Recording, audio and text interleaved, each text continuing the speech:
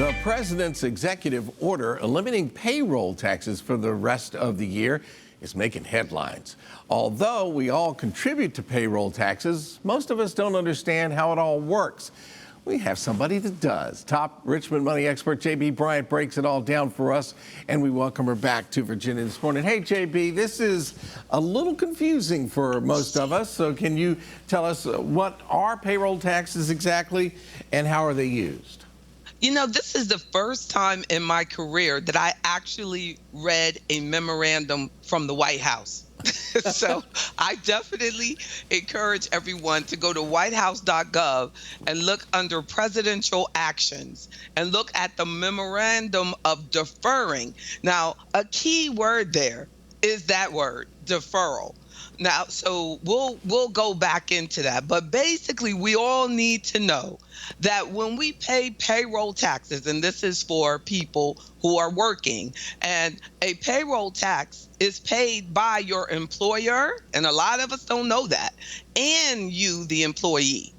And it contributes to your payroll taxes, contribute to federal programs like Medicare and Social Security.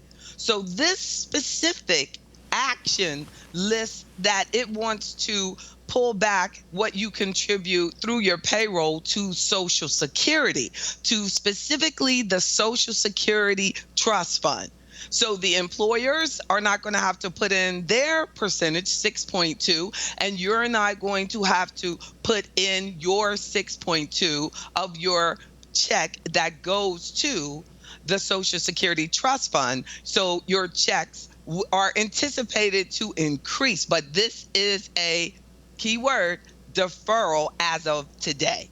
It's not confirmed that this is a tax cut. So you may have to set this money aside or just acknowledge that your tax bill may be larger at some point next year to make up for this deferral. Well, that was going to be my question. If they're not collecting it and it's not going into my Social Security, then am I not going to get it back at some point, or am I going to have to make it up at some point? Well, you're going to have to make it up at some point. Now, the Trump administration has said that they will make sure you don't have to make it up if you vote their way. So if he wins, then he's saying you'll never have to pay this amount back. But this is definitely a deferral, a deduction. And I always say we should think about the worst case scenario. So just see this as a holiday, just a break. This has been done before in previous administrations. And so you will have to at some point either pray for a tax cut of this or not have to, and that could go either way. You could have a change of administration and they still say you're not going to have to pay this back.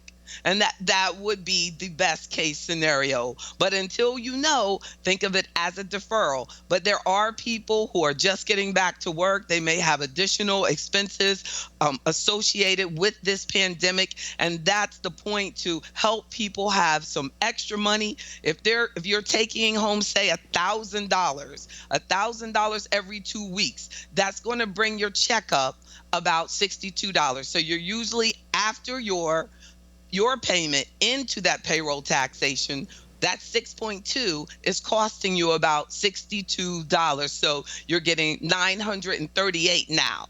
If this deferral goes through as planned, by September, your check will go up for a person making $1,000 every 2 weeks, $62. So they'll get an extra $120 for the month. Now, it will go up to twice that.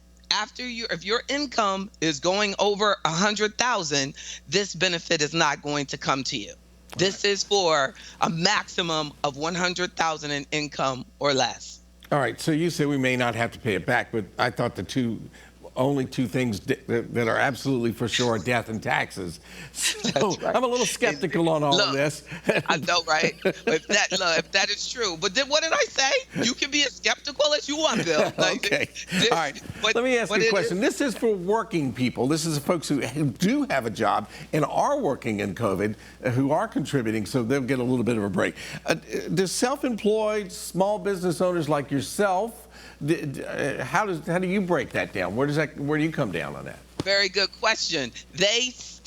We still have to pay it. So the corporation, if you own a corporation, it's going to have to contribute its part all the time when you're paying your payroll for yourself as an employee.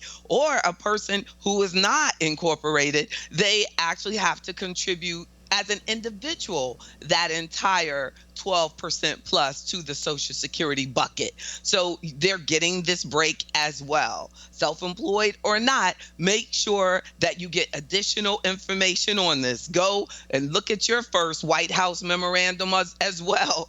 But unlike the salaried person that's working for someone, the self-employed person will really feel the help of this, because they contribute the employer money and the employee money. So if they get a deferral, their checks will even go up more.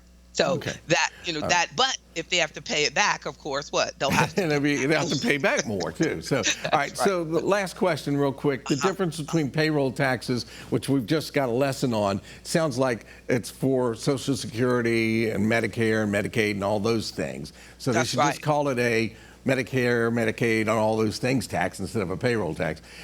And income tax. Income tax is different, right? Because the income taxes go to the general fund.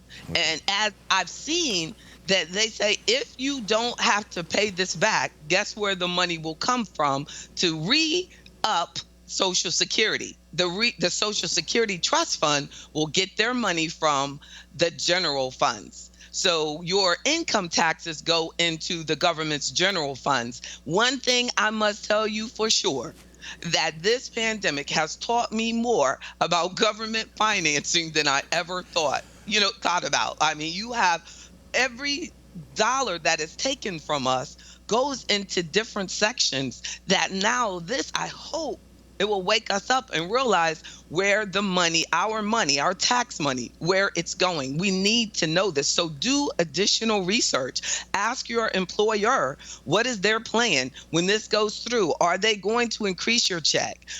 And how they're going to make sure that you pay it?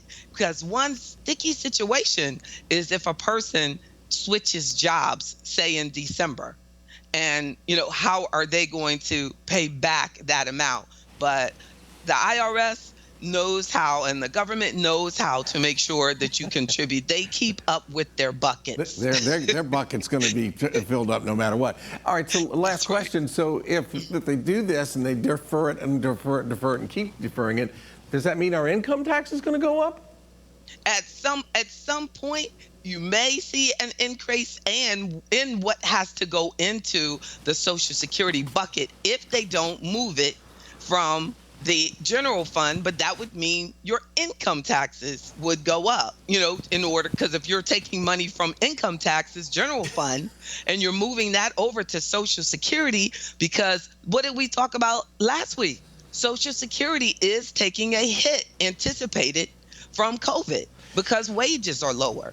So we're going to see, we really need to stay on top of what is going on and what our future. But one thing that even the Treasury Department has reiterated, that this is now a deferral and Social Security is not going to be stopped next year. Those who are receiving Social Security, this is not a threat to you. So that we need to make sure that I communicate that fully, that this deferral is not going to impact those who are currently receiving Social Security.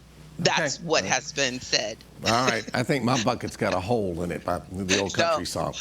We're going to keep filling it up. Thank you. Always great to talk to JB Bryan, who offers free weekly money seminars and webinars every Wednesday and Sunday evening. You'll find a link for more information at WTVR.com/VTM. Stay tuned. We'll be right back.